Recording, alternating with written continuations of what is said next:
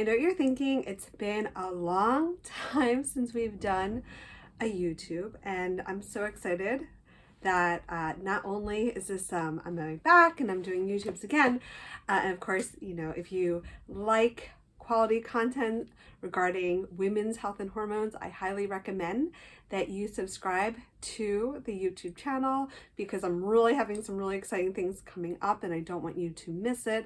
And of course, if you like today's content, don't forget to either like it or also send us a comment in the chat.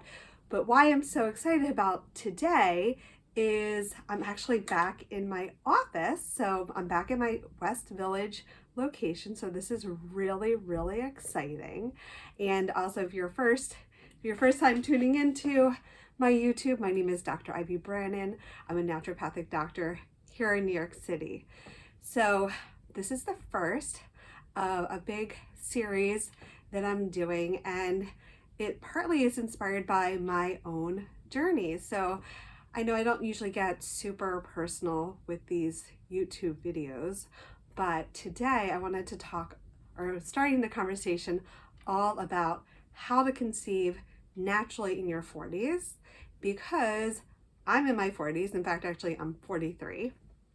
And my husband and I, we actually conceived when I was 42, and now I'm 43, and I'm actually officially in my 33rd week of pregnancy, which is really crazy. I never thought that I would get to this place, though I've been working with women for so many years, or just couples struggling to get pregnant, whether it's age isn't on their side or other factors. So I'm really excited to dive into this topic with you, and hopefully that you'll be able to glean some of this wisdom and help you on your fertility journey.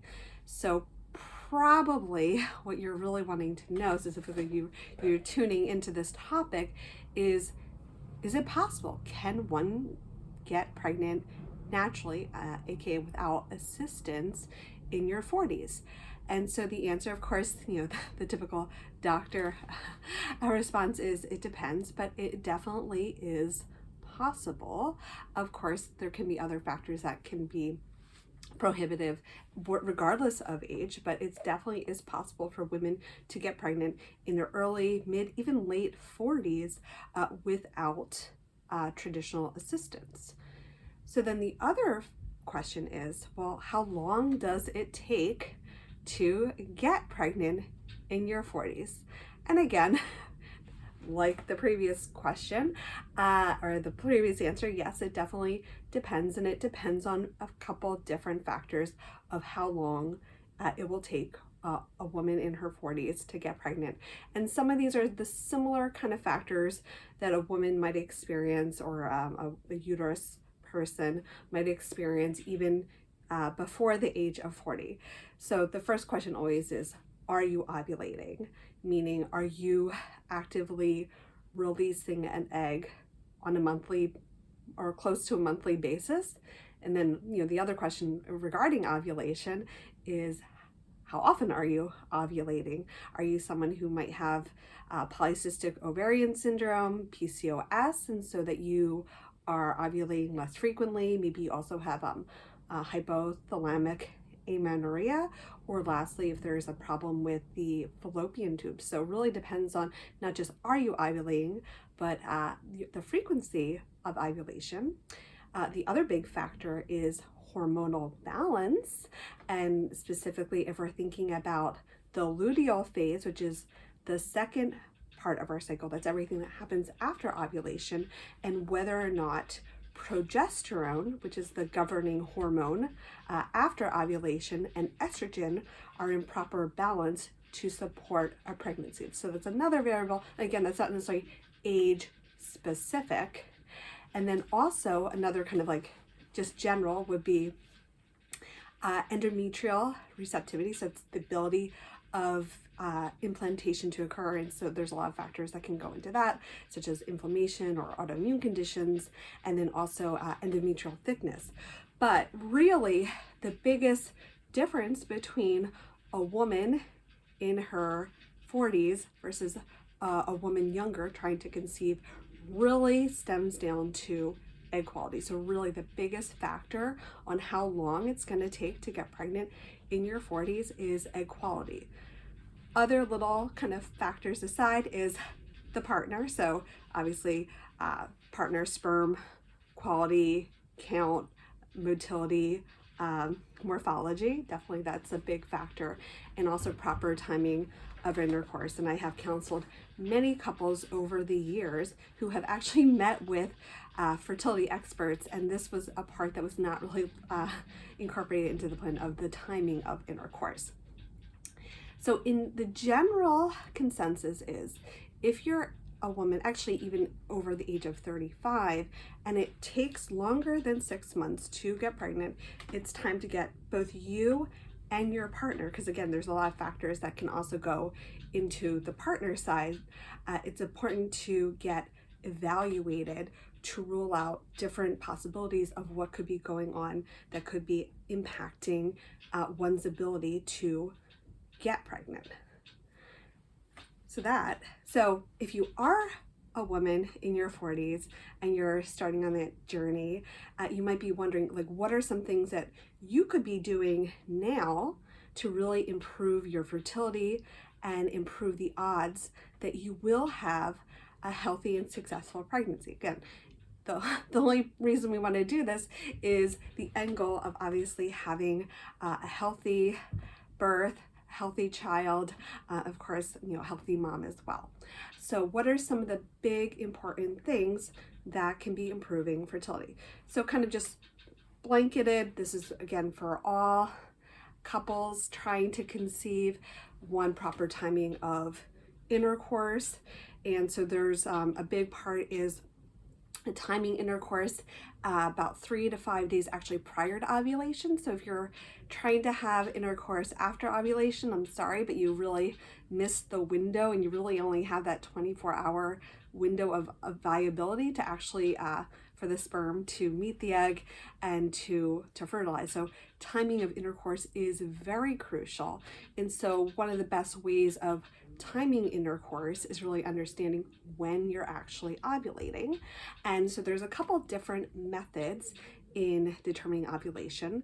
So one is the fertility awareness method, which looks at mostly cervical mucus. And if you want to learn more about that, feel free to check out my YouTube video on vaginal discharge, which talks all about how to determine is this fertile mucus.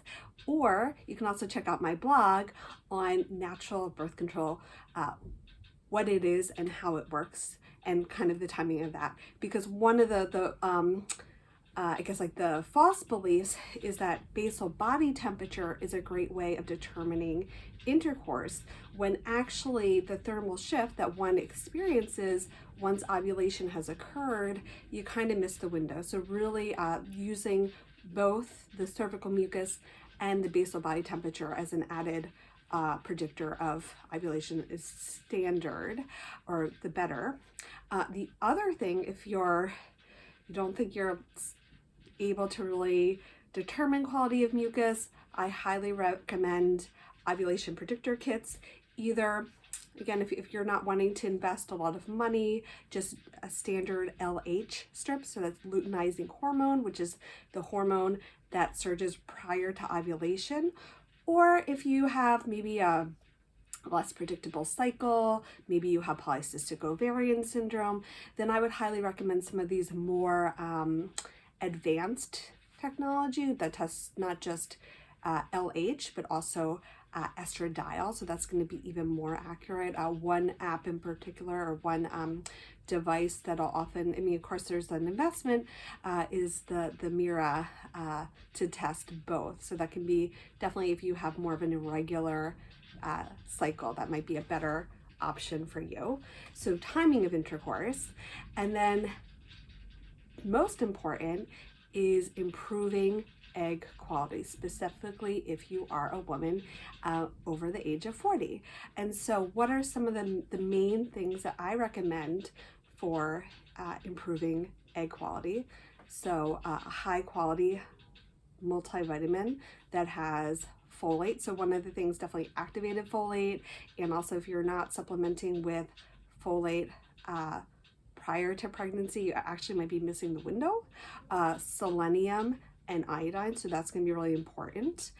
Then the other big factor, specifically in women who are over the age of 40, to really improve egg quality, CoQ10, and I actually prefer the ubiquinol form, and at relatively high dosages,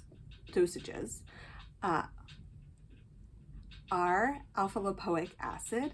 Now, our alpha lipoic acid really can help improve, it's an antioxidant, it can improve egg quality. The one caveat to that is it really needs to be taken away from food, otherwise you're not really going to be absorbing it. Other big ones are N-acetylcysteine, which I also often recommend for my patients with polycystic ovarian syndrome, resveratrol, and acetyl L-carnitine. So those are some of my big go-tos when it comes to improving egg quality. Other little factors I'd also include in the mix, as when we're thinking more like dietary and lifestyle, elimination of alcohol. Sorry, you're gonna have to give it up anyway when you're pregnant, but that can make a big difference when it comes to egg quality.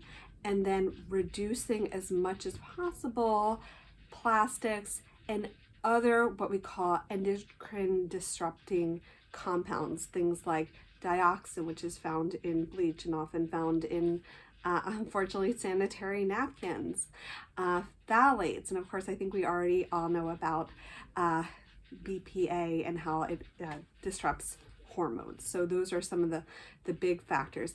The other thing, specifically if you are trying to get pregnant, is starting as early as possible with these recommendations. So I would say a minimum of 3 months prior to trying to conceive, but actually on an ideal timeline, I would actually say 6 months. So those are some of my top strategies for improving fertility, specifically in your 40s. I'm going to have a lot of follow-up videos that are going to go into more detail, specifically like what exactly is egg quality, how does it destruct over time, and so I really don't want you to miss that. So definitely, if you aren't already subscribed to my YouTube channel, I highly recommend it. And of course, if you have any comments or if you like the video, don't forget to like it. And if you're wanting to go in deeper, of course, setting up an appointment with me or my lovely new associate, the brilliant Dr. Pauline Hung, also is available to definitely also assist you on your fertility journey. Well, thanks so much again for joining me. Stay tuned for another great video where I'm actually going to talk about my own, like what I actually did to get pregnant, and it's going to be really exciting. And yeah, enjoy the rest of your day, and I look forward to seeing you soon.